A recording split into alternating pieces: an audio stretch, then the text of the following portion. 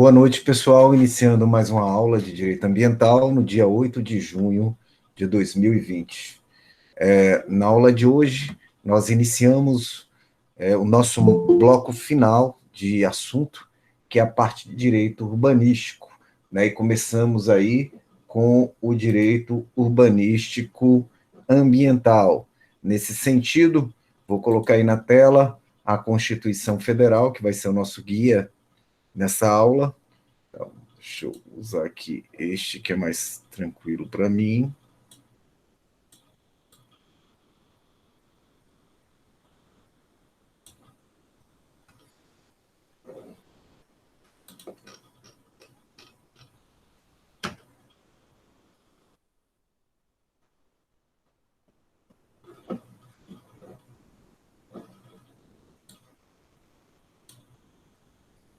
Tá, como vai ser texto, eu vou optar em fazer a apresentação. Webcam com moldura e entra no modo de apresentação.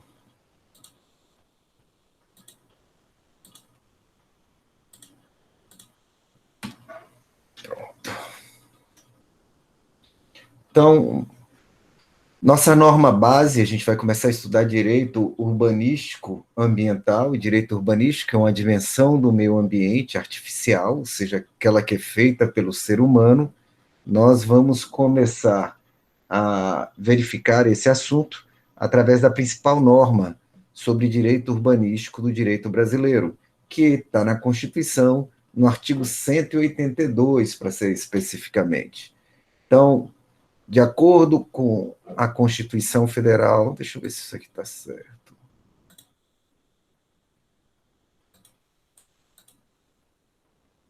Aqui, agora está ok. Ótimo. De acordo com a Constituição Federal, né, a política de desenvolvimento urbano, que é exatamente a política voltada para as questões de meio ambiente urbanístico dentro da nossa cidade, ela é de competência do município, certo? E as regras gerais sobre essa política são estabelecidas por lei nacional. Essa lei nacional já existe, é a Lei 10.257 de 2001, que é o Estatuto da Cidade, que vai ser objeto de nosso estudo nos próximos conteúdos. Né? E qual é a função da política de desenvolvimento urbanístico? Ordenar o pleno desenvolvimento das funções sociais da cidade e garantir o bem-estar dos seus cidadãos. Então, perceba que função social da sociedade, ela sai lá de uma visão individualista do Código Civil de 16 e passa a se tornar uma visão social. Né? Então, a propriedade ela vai cumprir a função quando ela estiver atendendo aos interesses da coletividade.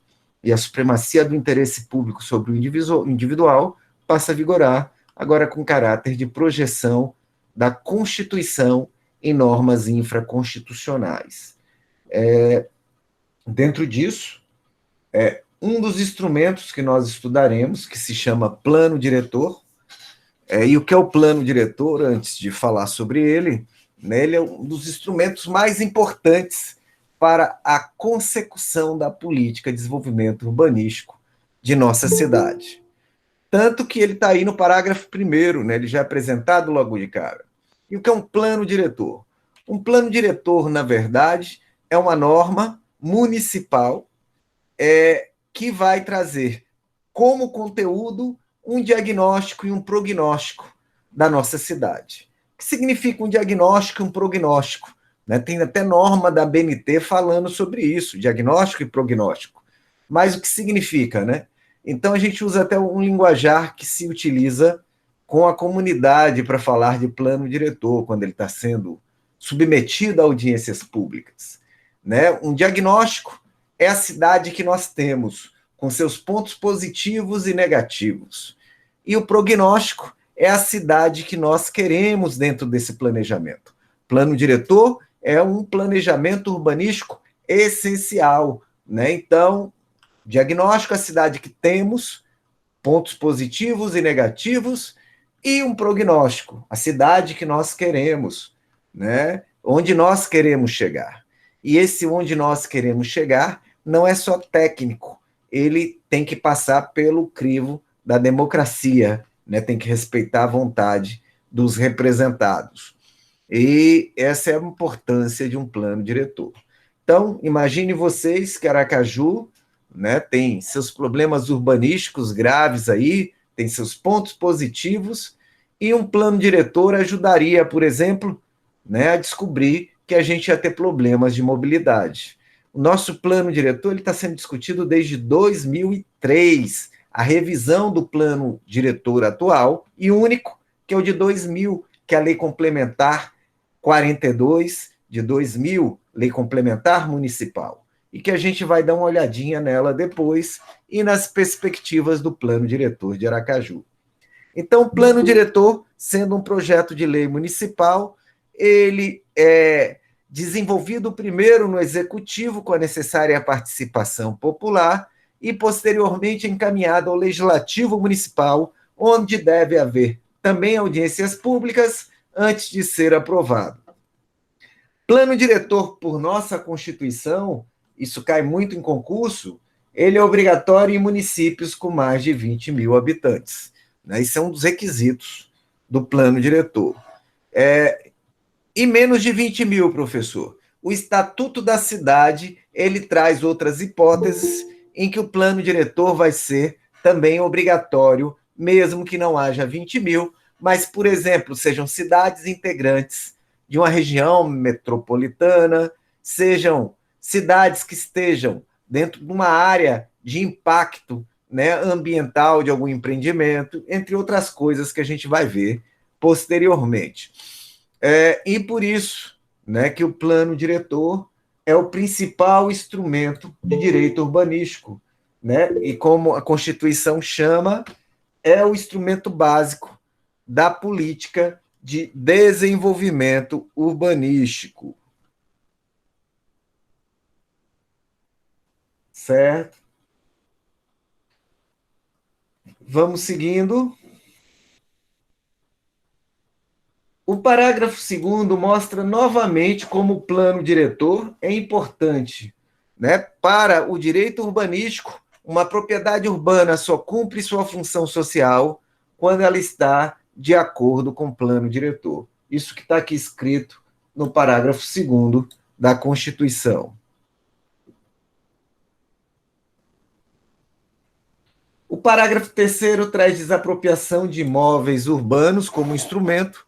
Não entraremos nesse instrumento, porque ele é tratado no direito administrativo e, teoricamente, vocês já viram, desapropriação normal, urbanística, administrativa, né, com prévia e justa indenização e direito. Esse assunto do direito administrativo, embora a desapropriação também seja um instrumento do plano, um instrumento da política de desenvolvimento urbanístico do município.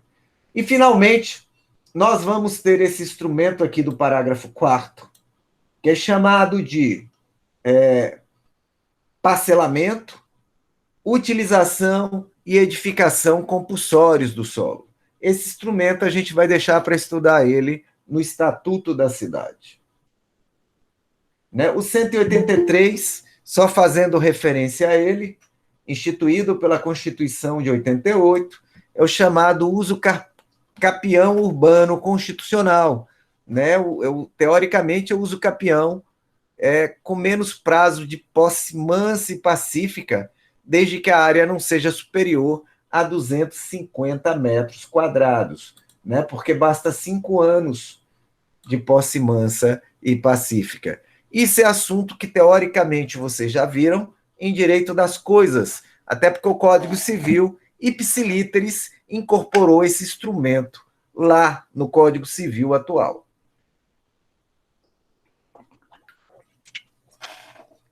Então, embora seja, obviamente, um instrumento de política urbanística, nós não vamos tratar do uso capião urbano constitucional. Enfim, então, isso que seria, né, os principais normas constitucionais de direito urbanístico. O 182, falando da política municipal de desenvolvimento urbano, seus parágrafos seguintes, primeiro e segundo, dando prioridade ao plano diretor, né, a citação da desapropriação como instrumento importante, e esse instrumento aqui, que é o parcelamento, edificação e uso compulsórios, que nós vamos estudar, porque ele é mais completo lá, no Estatuto da Cidade. Então, perceba que esses três instrumentos, eles são importantes, porque eles são citados na própria Constituição. E o Estatuto da Cidade, o que é isso, professor? O Estatuto da Cidade é essa diretriz geral fixada em lei sobre a política de desenvolvimento urbanístico. E a gente passa imediatamente ao Estatuto da Cidade. Alguma dúvida?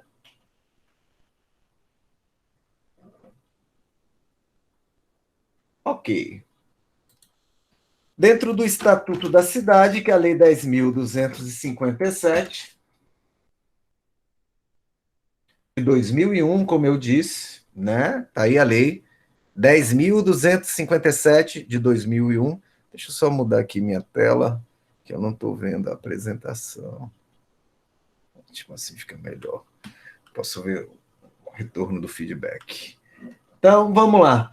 A Lei 10.257, ela regulamenta exatamente esse artigo 182 e 183 da Constituição Federal, né, que é a parte de urbanismo, e estabelece, como tem lá no caput do 182, as diretrizes gerais de política urbanística e traz outros detalhes. Então, o Estatuto da Cidade, assim como a Política Nacional do Meio Ambiente, é a norma infraconstitucional mais importante de direito urbanístico.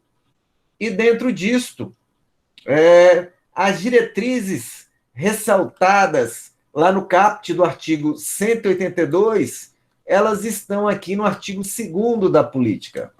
Né? E se for observar aqui, são diversas diretrizes, 1, 2, 3, 4, 5, 6. O 6 tem alíneas diversas, 7, 8, 9, 10, 11, 12, 13, 14, 15, 16, 17, 18, enfim, 19 incisos, alguns com diversas alíneas. Então, em relação a diretrizes, vou me ater aqui às questões mais importantes dentro delas. Né? Então, uma questão importante é a diretriz estabelecida no inciso 1º, a garantia do direito a cidades sustentáveis. Né? E aí, isso pode ser taxado como conceito jurídico indeterminado, mas para evitar isso, nós temos uma interpretação autêntica, que é aquela dada pelo próprio legislador constitucional aqui, né? Então, que é direito a cidades sustentáveis? É aquele direito à terra urbana, à moradia, ao saneamento ambiental, à infraestrutura urbana, ao transporte, aos serviços públicos, ao trabalho, ao lazer, para as presentes e futuras gerações. Né? Então, isso seria uma cidade sustentável. E pegando cada item deste, né, percebam como a norma ainda, passados aí, né, deixa eu ver, da Constituição até hoje, nós temos 290, 32 anos, essa norma ainda é programática, é inefetiva em alguns aspectos, né? Porque o direito à terra urbana e à moradia, isso aqui é uma política estatal que tem que ser fornecida. Saneamento ambiental, nós já vimos esse conceito, e saneamento abrange, né, pelo menos 4 direitos. Né? Que direitos são esses? Vamos ver se vocês se lembram. No mínimo, saneamento ambiental significa direito até o quê para o cidadão?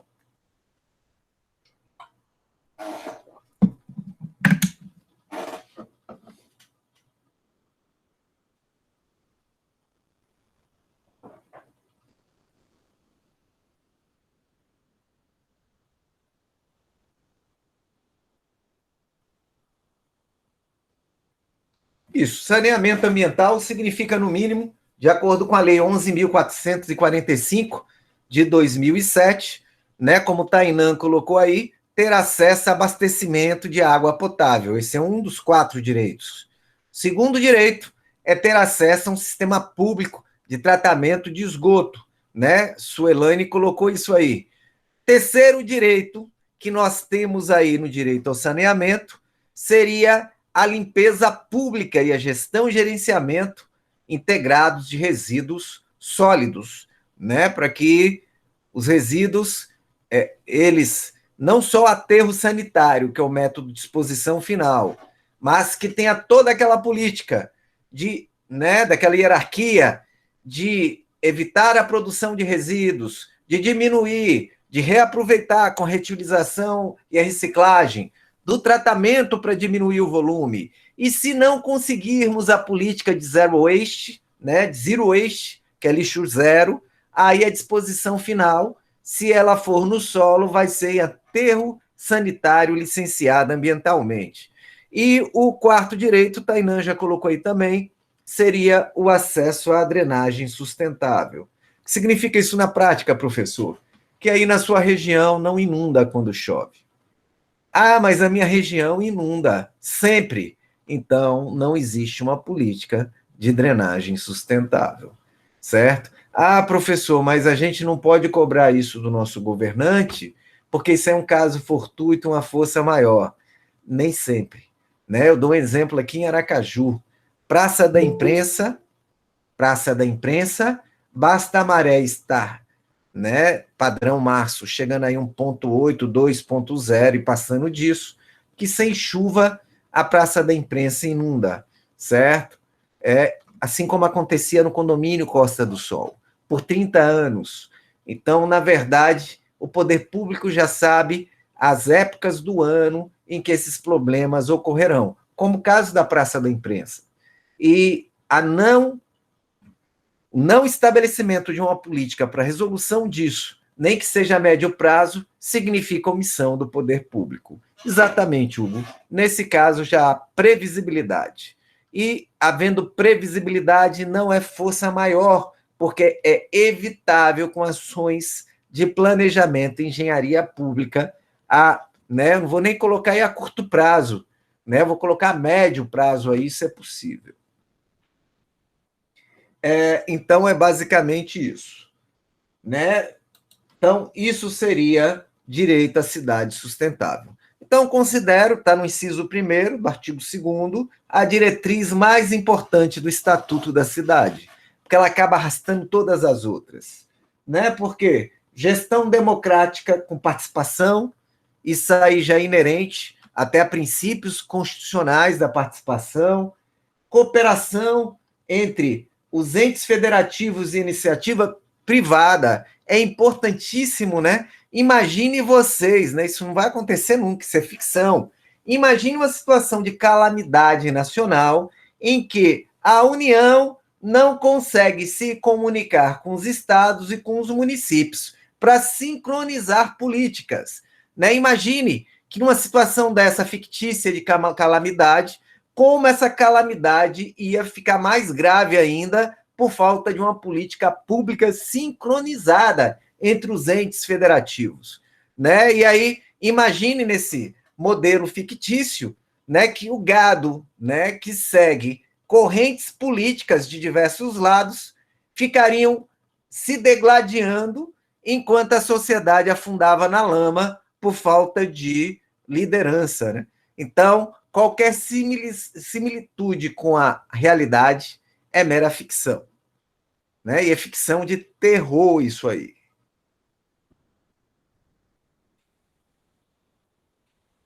Planejamento no desenvolvimento das cidades, oferta de equipamentos urbanos e comunitários, né?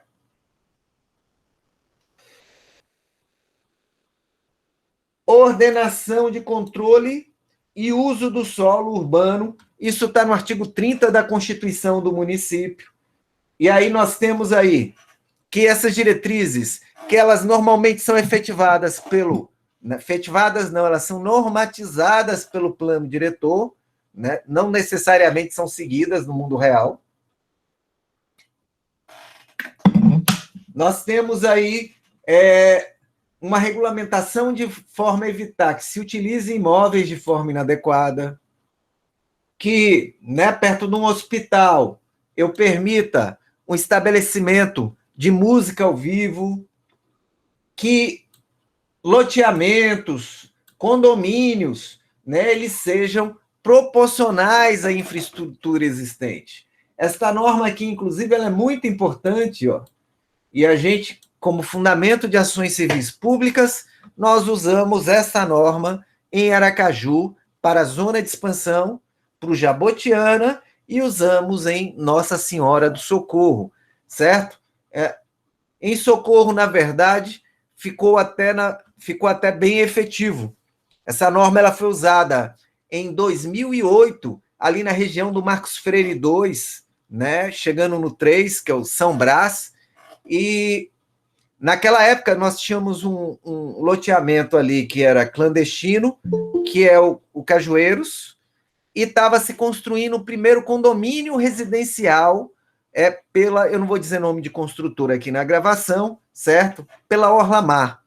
E assim, deu um monte de problema nesse condomínio, e a primeira coisa que aconteceu foi que começou a inundar o loteamento ao lado.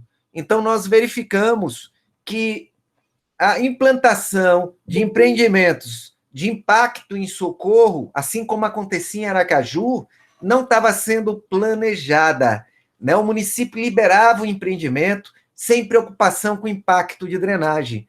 Então, ajuizamos uma ação civil pública, paramos todos os empreendimentos, a Associação Sergipana dos Construtores teve que sentar à mesa e fechamos um ajustamento de conduta, onde foram mapeadas as regiões de bacias de contribuição de socorro e que, a partir daí, empreendimentos de impacto, como loteamentos, condomínios, conjuntos, só poderiam ser implantados se houvesse a infraestrutura antes do empreendimento, e não depois, como se faz por aí, e aí ficar pagando incêndio e gastando dinheiro dos contribuintes e causando prejuízo aos consumidores, certo? E por isso que se você for lá hoje no São Brás, né, 12 anos depois, é a região mais edificada, mais adensada de Socorro, e não está tendo problema, né, falando no geral, com drenagem. Digo no geral, porque as áreas que foram reservadas para drenagem,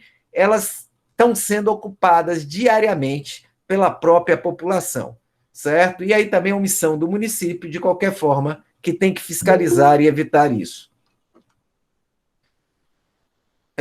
E, de qualquer forma, ali naquela área que havia inundação, não há mais, o que prova que planejamento, exigir que a infraestrutura seja antes do empreendimento, que é o que está aí na linha C, basicamente funciona tranquilamente.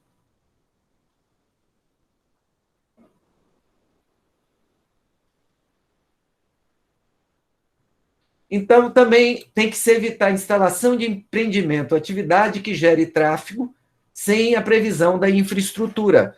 Isso aconteceu aqui em Aracaju, na implantação do Bom Preço, ali em frente ao Shopping Jardins. Esse empreendimento ele tinha que ter feito um WAVE, que a gente vai estudar depois. É um estudo de impacto de vizinhança.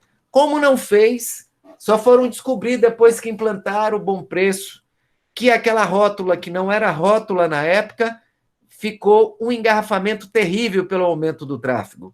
E aí tiveram que fazer obra às pressas, à custa do contribuinte em função disso. Tá? O plano diretor também em normatização municipal tem que evitar a retenção para especulação imobiliária de imóvel. E aquele instrumento do parcelamento, edificação e utilização compulsórios que a gente vai ver, né, ele é basicamente essencial para esse tipo de coisa, embora nunca tenha sido utilizado em Sergipe. E outras questões também que são diretrizes, que eu não vou entrar aqui em detalhes, recomendo uma leitura no futuro aí por essas diretrizes. Então, as principais diretrizes, né, que a gente apresentou aqui, eu elencaria. Né, professor, a gente vai ter que estudar para a prova o que a gente estuda. Inciso 1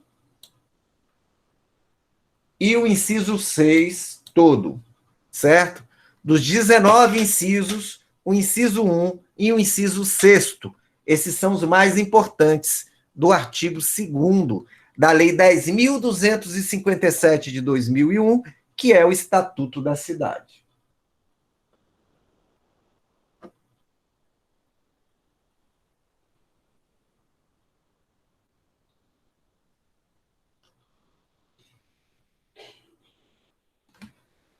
Algumas questões de atribuições, de competências, e aí a gente entra direto para os instrumentos. E aí vamos discutir até o final do Estatuto da Cidade, principalmente esses instrumentos. Né? Depois que terminarmos esses instrumentos, a gente vai analisar o plano diretor de Aracaju, o plano diretor atual e o plano diretor que eles estão propondo implementar. Eles a que me refiro, né, o poder público municipal, executivo e legislativo. E aí nós temos aí instrumentos diversos, né? Lembrando, os principais, nós temos o plano diretor como fundamental, a disciplina de loteamentos e ocupação do solo, que é o inciso 6º do artigo 2º, como fundamental, e normalmente ela está dentro do plano diretor e em códigos específicos.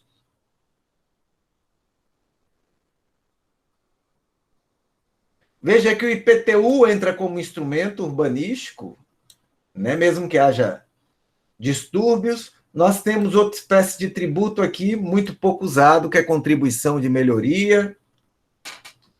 A desapropriação aparecendo aqui novamente, além das servidões e limitações administrativas, tombamentos, né, que são 3 instrumentos lá do direito administrativo. A instituição de unidade de conservação é uma política urbanística municipal também. Aquele instrumento do parágrafo 4º do artigo 182 da Constituição, né, que é esse aqui, que ele está regulamentado aí nos artigos 5º e seguintes do Estatuto da Cidade, que a gente vai estudar já, para concluir a nossa aula hoje. O uso capião de imóvel urbano, que é aquele do 183, já fizemos as considerações. Direito de superfície, vocês estudaram isso em Direito das Coisas, como um dos direitos reais, mas ele adentrou no direito brasileiro, inicialmente aqui no Estatuto da Cidade. Né? Então, foi a primeira aparição normativa do direito de superfície no nosso direito. Não vamos rediscuti-lo, porque vocês já viram, teoricamente, em Direito das Coisas. E direito de superfície, só lembrando, ele acabou no Código Civil Novo, substituindo aquele instituto, a enfiteuse, né? Antiga enfiteuse. Só resta hoje como enfiteuse aquela anomalia do terreno de marinha, que é feito com base, né, lá no ano de 1830, com 33 braças náuticas da pré-mar média medida naquele ano, e que ninguém entende como a Secretaria do Patrimônio Público da União consegue estabelecer hoje, depois de 200 e tantos anos, né, 190 anos, né, como a SPU consegue estabelecer isso. A gente sabe que eles fazem com cota, mas não tem como documentar. Como é um processo de definição que passa por citação, por edital, acaba se estabelecendo que determinadas propriedades são terrenos de marinha, só com base na revelia de uma citação ficta editalícia. Direito de prevenção, que é melhor mesmo não, Nilton, porque só dá raiva. Direito de preempção, né? Só aqui para ter ideia, eu tinha um apartamento que eu comprei da Sely, e no dia que eu resolvi vender esse apartamento, que é terreno de marinha, eu descobri que não estava regular na SPU. Detalhe, para eu comprar da Sely, eu tive que pagar laudêmio do terreno de marinha, a SPU fez a avaliação, E durante 10 anos eu pagava todo ano lá a taxa anual que você tem que pagar de foro, que era bem alta, né? E na hora de vender o terreno, a SPU me diz que ele está irregular, ele é uma ocupação e não um aforamento. Aforamento que seria enfiteuse. E aí eu entrei com um procedimento administrativo na SPU para regularizar, já que ela tinha autorizado, né, a Célia a vender, e diversos vizinhos condôminos já tinham regularizado, então já tinha uma jurisprudência administrativa. Demorou 3 anos o processo administrativo. Né? Depois de 2 anos e meio, eu descobri que estava há 1 ano e meio parado na sessão de engenharia para avaliar o meu imóvel. E eu fui lá pessoalmente na SPU, né? Perguntei por que estava demorando. A menina do atendimento me deu o telefone do engenheiro, celular, e disse: olha, ligue para ele para conversar pessoalmente, porque só aí seu processo anda. Né? Aí eu me indignei tanto com isso, né, que eu falei, como é eu ligar para um servidor que tem a função de fazer isso? Não vou ligar, não. E outra, se esse trem não andar, eu vou representar no Ministério Público Federal. Né? Obviamente não andou. Uns 2 meses depois, eu representei na Procuradoria da República, pelo site deles, e funciona direitinho, né? Procuradoria da República instaurou um procedimento, notificou a SPU daqui, a partir daí o negócio andou rápido. Né? Incrível como as coisas no Brasil só funcionam assim. Aí sim, a coisa foi regularizada. Né? Mas é um absurdo isso. E na hora de cobrar, a SPU está aí, né? Mas paciência. Nós temos esse instituto que é o do solo criado, né? Se der tempo, veremos, se não, não veremos. Isso também é solo criado, também entra dentro de solo criado, entre outros instrumentos. Né? Nós temos aqui no inciso 6º o WAVE, temos o EIA-RIMA como instrumento também urbanístico, que é aquele mesmo EIA-RIMA lá do 225 da Constituição, e temos um específico urbanístico, que é o WAVE, é o Estudo de Impacto de Vizinhança. Ok? Então, nós começamos a analisar os instrumentos mais importantes e específicos, começando aí pelo parcelamento, edificação e utilização compulsórios. Nesse sentido, né, antes da gente começar a estudar esse instituto, é importante que a gente saiba o que é parcelamento. Né? Vocês sabem o que é parcelamento do solo urbano?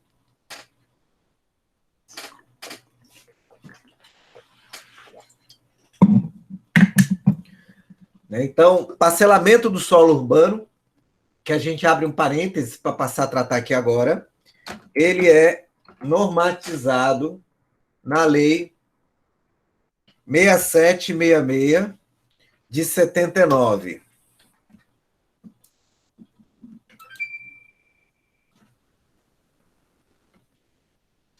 Está aí, ó, o nome URIS, dispõe sobre o parcelamento do solo urbano. Né? E o que é parcelamento? Parcelamento é basicamente, existem outras categorias, outras espécies, mas o parcelamento originariamente é basicamente 2 tipos de parcelamento, sendo que um vocês conhecem mais comumente. Vocês conhecem a espécie, vocês não conhecem o nome parcelamento. Então, uma espécie de parcelamento, né, tá aqui, é o loteamento. E a outra espécie de parcelamento é o desmembramento. Ok? Então, a priori, são essas duas espécies. Ou seja, quando eu estou falando em loteamento, né, de terrenos, de imóveis, eu estou falando em uma espécie de parcelamento. E uma coisa que é fundamental que a gente saiba, a gente aqui me refiro a nós da área jurídica, é o que difere um loteamento de um desmembramento. Então, isso é muito importante. E a distinção está aqui nos parágrafos 1º e 2º do artigo 2º da Lei do Parcelamento do Solo Urbano. Então, aí, ó, Certo? Estão vendo que o texto é bem grande, mas a diferença é uma só. O que distingue um parcelamento, né, para ele ser loteamento ou desmembramento, é só isso. Em um, há aproveitamento da malha viária existente, sem alteração, sem exclusão, sem, né, acréscimo de vias. Esse é o desmembramento. Então, imagine que alguém construa aí né, numa quadra cercada por ruas, né, e abra aí um loteamento pequenininho, de 12 lotes. 6 com a frente para uma rua, 6 com a frente para outra rua. Né? E esse loteamento, esse parcelamento, ele não precisa de abrir nem mexer na estrutura viária existente. Então, por ser mais simples por quê? Porque não mexe na malha viária, isso é chamado de desmembramento. E vai ter alguma simplificação administrativa em relação ao loteamento. No loteamento, se interfere na malha viária, porque eu vou ter que abrir ruas, modificar ruas existentes ou extinguir vias. Né? Então, há uma intervenção urbanística na malha viária, que é pública existente, certo? Então, está aqui, ó. Considera-se loteamento a subdivisão de gleba, né? O que é uma gleba? Gleba é um terreno grande. Quem define o tamanho da gleba é o plano diretor.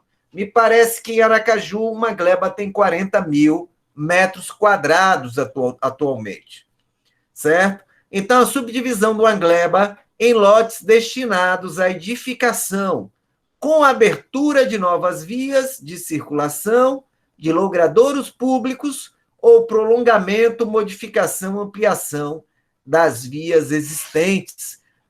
Resumindo, há uma modificação da malha viária em função da implantação do parcelamento. Que espécie de parcelamento é esse?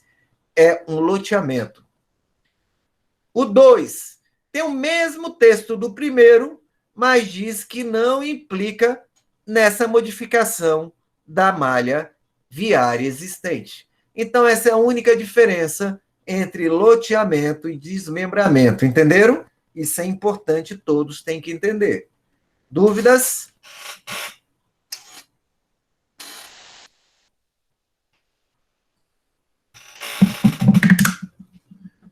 Ok, então, vamos seguindo.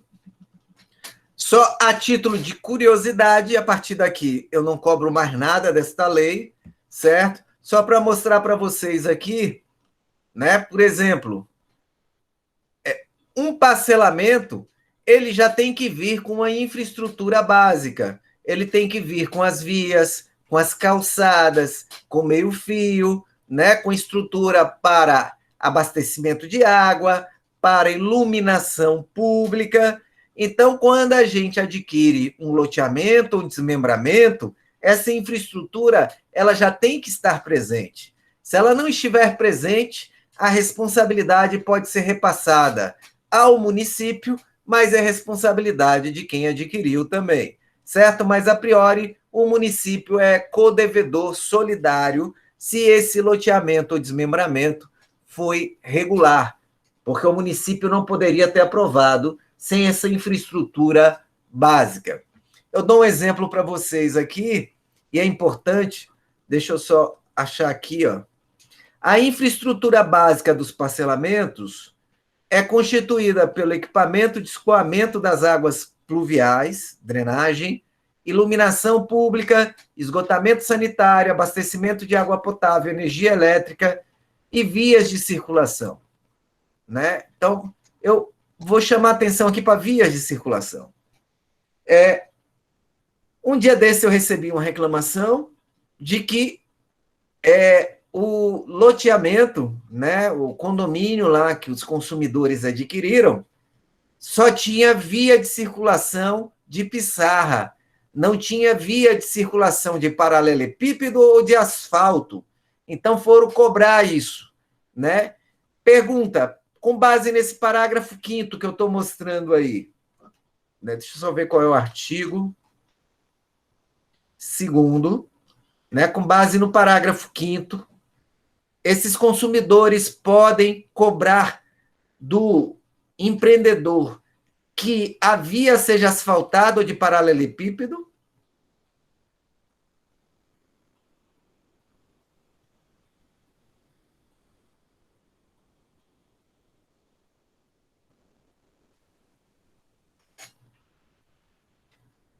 Não podem, certo? Porque vias de circulação não necessariamente significa que vai ser asfalto. Isso é um equívoco muito comum, né? São duas coisas diferentes. O cidadão ele tem direito, né? Não vou falar do cidadão em geral, mas dentro de um loteamento, as vias elas têm que ser trafegáveis, mas elas não precisam ser paralelo ou mais caro ainda que o asfalto. O asfalto é muito caro, né? Eu só fui descobrir isso trabalhando com essas questões urbanísticas. Né? Mas aconteceu uma vez, né? E eu respondo já David e Wilson. Mas aconteceu uma vez de um condomínio, né? Eu atuava aqui na promotoria do meio ambiente de Aracaju, eu atuei aqui de 2005 a 2008, e um condomínio ali da zona de expansão, os moradores deste condomínio que era um loteamento, na verdade, né? Há muita confusão sobre isso, depois eu explico por quê. Os moradores deste loteamento, eles foram na promotoria cobrar que houvesse paralelepípedo, né, como piso da via de circulação. E aí, após eu explicar isso, né, um dos reclamantes tirou um folder da empresa e disse: doutor, a gente compreende o que o senhor disse, mas não é justo. Olha aqui a propaganda que o empreendedor fez quando vendeu o loteamento. Aí tinha no folder lá, né, que essa pessoa guardou, bem antigo o folder, né, dizendo que ia ser paralelepípedo a estrutura da via de circulação. Aí eu disse na hora, eu disse, aí é uma outra história. Né? Aí é direito do consumidor, me passe isso para cá, aí não é por conta da lei do parcelamento do solo urbano, é por conta do Código do Consumidor que quem vendeu o loteamento agora fica obrigado a implantar o paralelo, né? Porque a comunicação na propaganda obriga quem vendeu. E aí foi chamado o construtor e, sem precisar de entrar com ação nem nada, ele viu que não tinha saída e implantou lá o paralelo para os moradores, certo? Por isso que esses folders de propaganda, eles têm valor jurídico, né? Eles são a propaganda lá do produto. Respondendo aqui a David, o município pode e deve, David. Você vai ver aqui o procedimento. A priori, quem controla o parcelamento é o município. Até porque, se o município for omisso e acontecer algum problema, o município é codevedor solidário. Tanto que, nas dezenas de ações civis públicas que eu tenho em socorro por irregularidades em condomínio, o município sempre é corréu.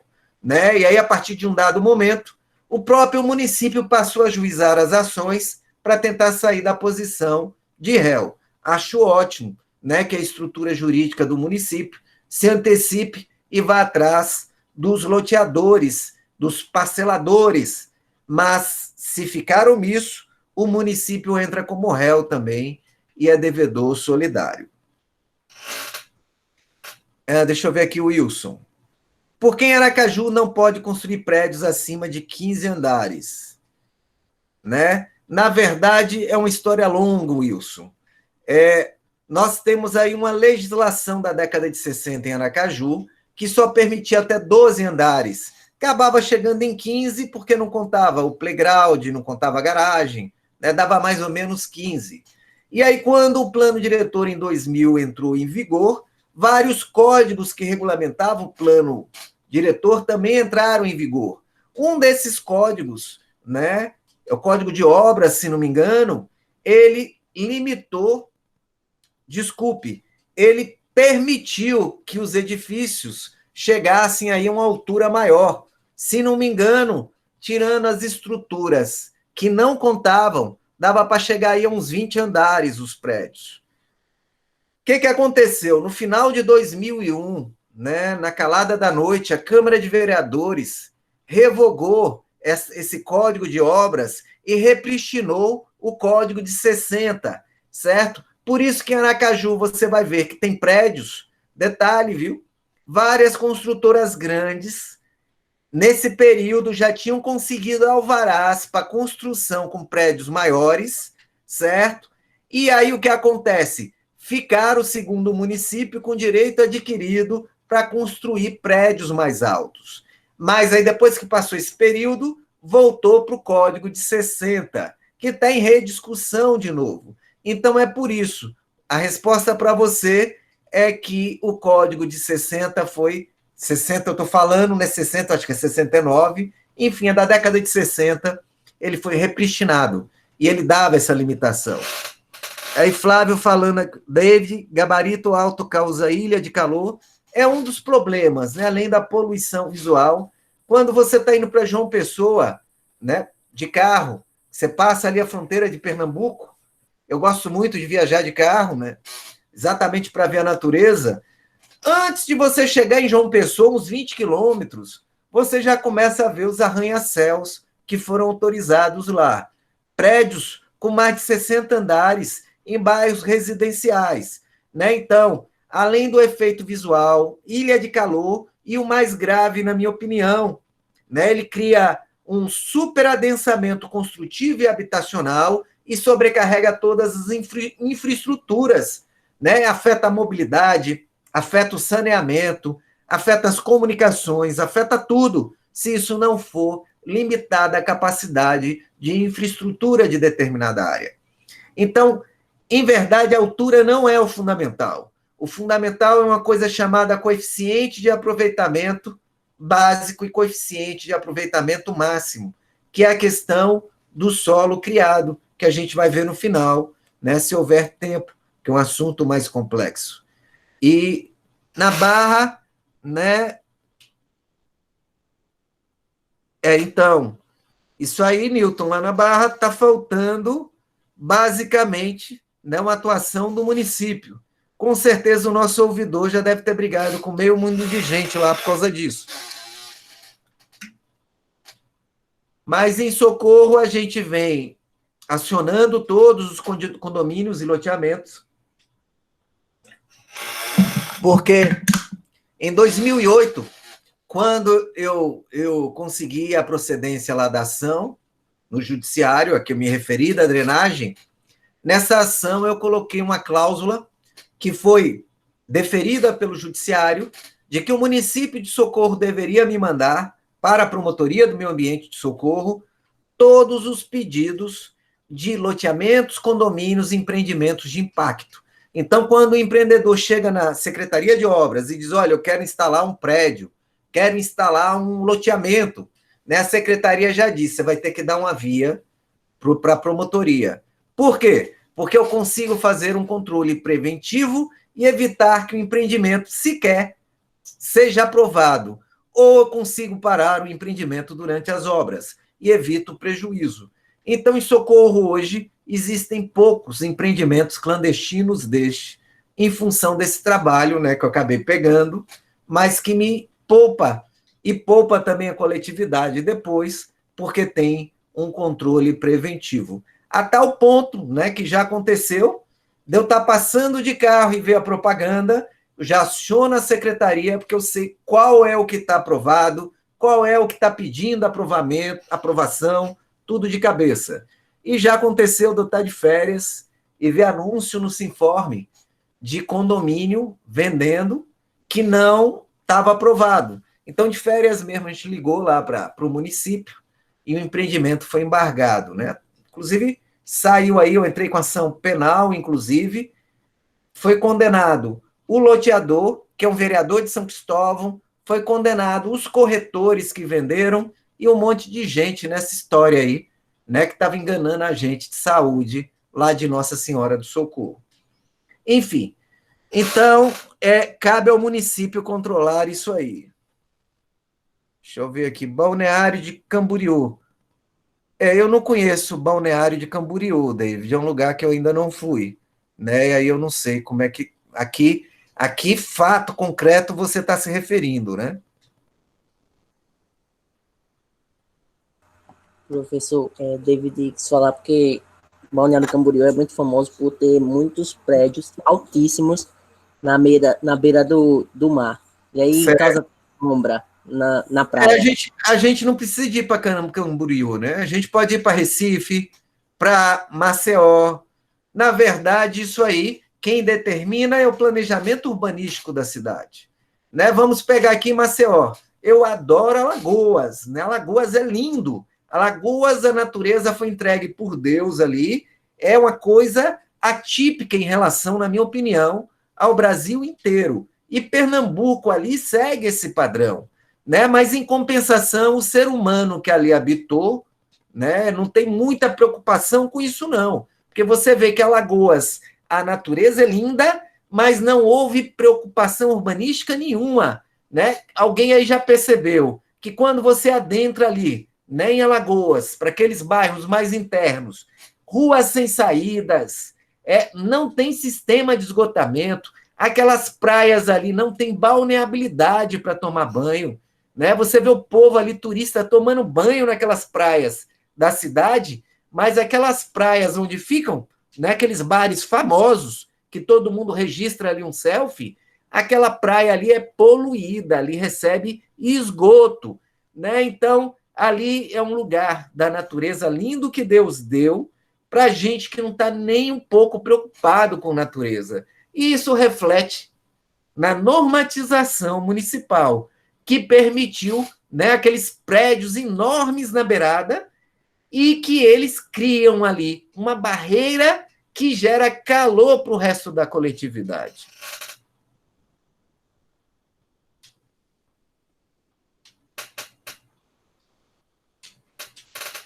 Aí vamos lá, Carlos Lima. O asfalto, por ser produto químico, pode provocar aumento da temperatura ambiente e emissão de gases tóxicos? Sim, sem dúvida alguma. Asfalto, né? O asfalto para implantar, ele é tóxico, né? Inclusive é insalubre quem trabalha com isso. Agora, depois do asfalto implantado, eu não conheço nenhuma repercussão maior, a não ser uma, né? Eu, de vez em quando, eu gosto de fazer trekking, que é isso, né? Ou corrida, e eu sei o seguinte: não ande nem corra em asfalto na hora do sol, porque você vai ser cozido, né? Mas aí já é uma outra história.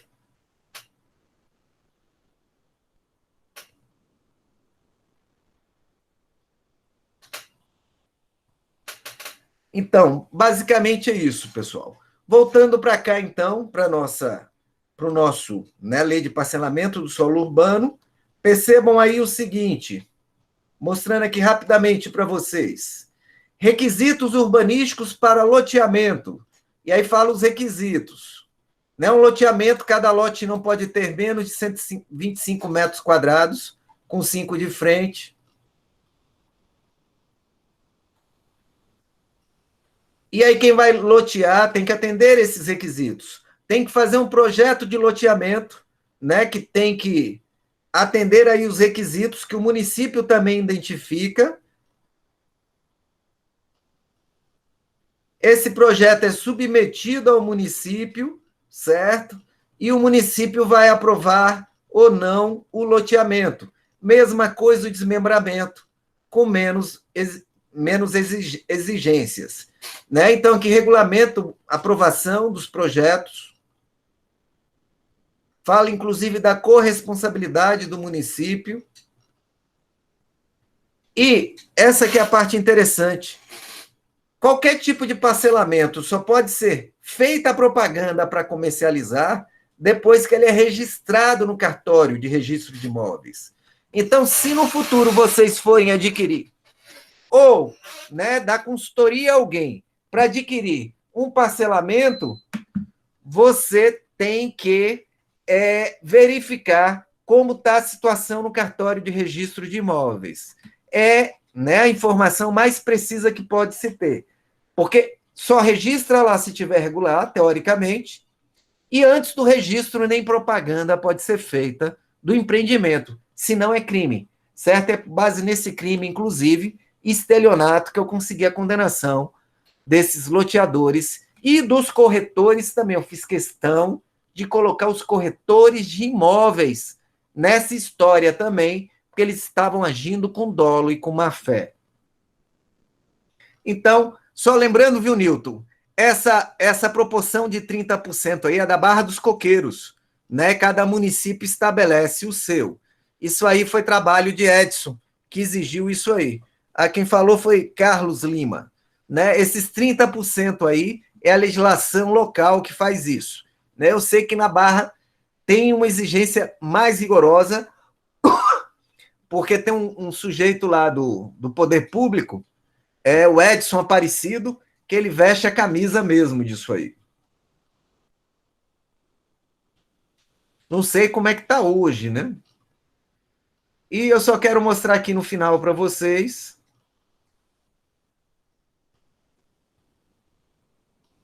o crime, né? Essa lei que prevê aquela regulamentação da promessa de compra e venda, né? Por instrumento particular, que hoje já está no Código Civil, mas foi aqui que apareceu.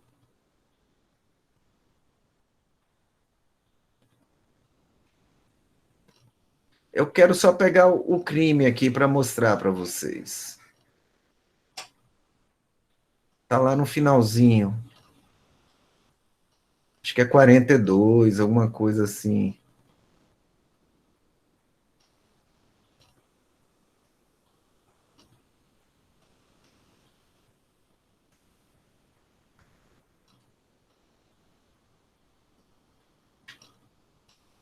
Constitui crime contra a administração pública.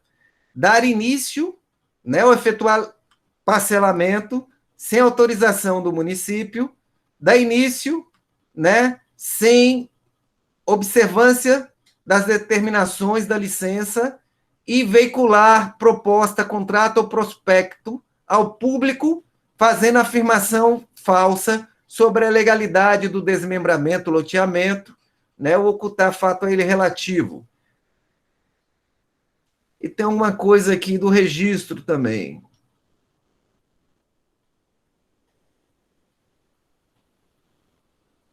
Registrar não aprovado.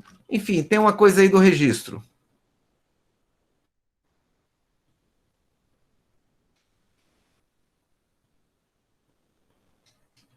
Tranquilo, Nilton. Só marcar que a gente vai lá. Eu quero conhecer aquele Parque dos Mangues.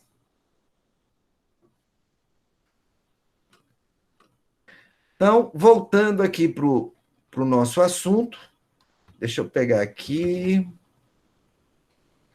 Constituição, certo?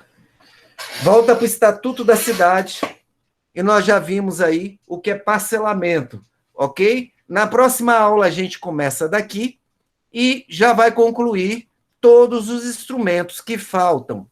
Talvez não dê tempo de chegar nas minúcias do plano diretor de Aracaju, porque deixa eu só confirmar aqui, a nossa prova já é, né, a gente tem mais uma aula e eu acho que é prova depois, deixa eu só confirmar aqui.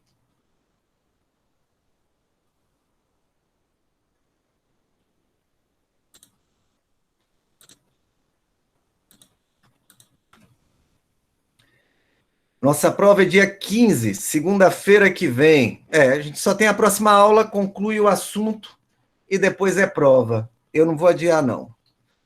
Enfim, considerando aí que foi a distância, a gente está praticamente concluindo o assunto, certo? E vai conseguir concluir na aula que vem. A aula que vem vai começar pontualmente às 8h35, certo? Então vamos lá. Deixa eu só pegar aqui. Então, pessoal, por hoje é só. Agradeço a atenção de todos e até a próxima aula.